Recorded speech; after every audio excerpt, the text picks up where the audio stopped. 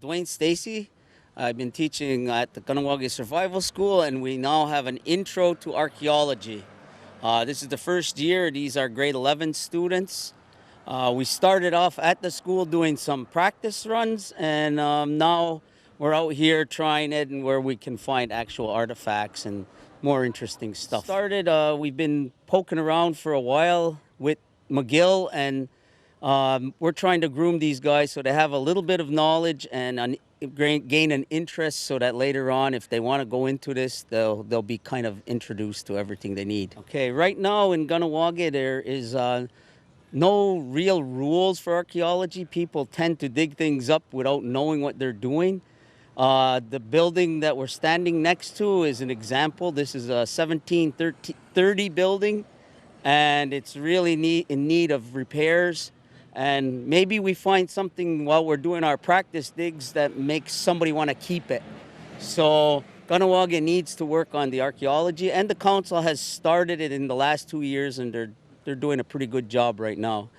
It's in the beginning. We're in the infancy of archaeology in Kahnawake. According to the 1730 building, this building here had an addition in the back, and these two guys have been digging here. They found some beads.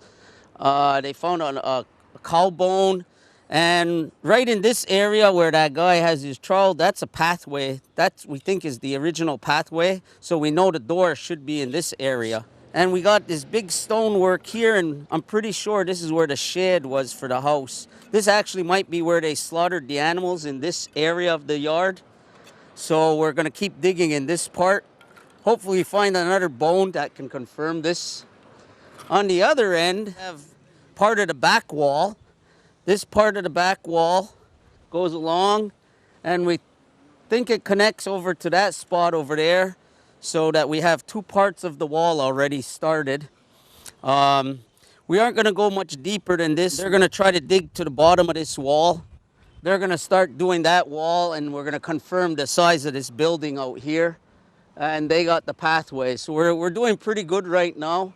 We have only a few more classes for this year, and we'll have to see what happens after that. All right, this is the 1730 approximately chapel.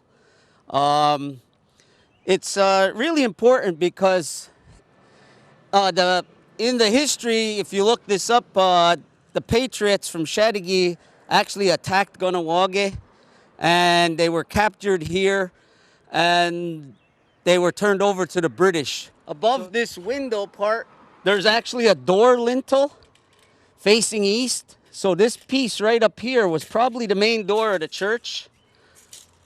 Up on top. It was probably from this spot here to about here. So it was a chapel door. On the far end of the building, the back corner, there's a large crack in the wall, and that part was actually because the building was not square. This building was changed over time.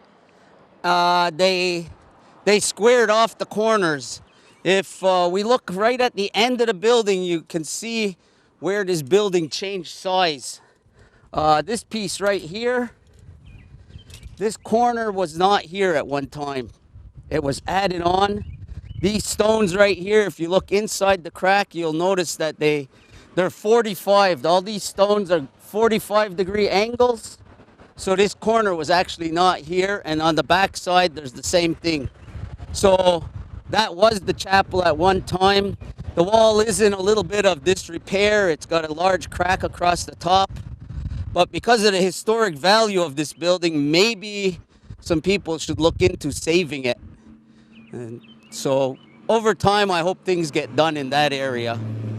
Okay, coming around the corner of the building on the western side, you have here an opening which was probably where the altar in the chapel was. You might be able to see where they added on the back corner. So you got the back corners. These two corners are added. The chapel was right here. One thing that they also told me, a guy who studies the stone buildings mentioned that this could be the first stone building in Kahnawake.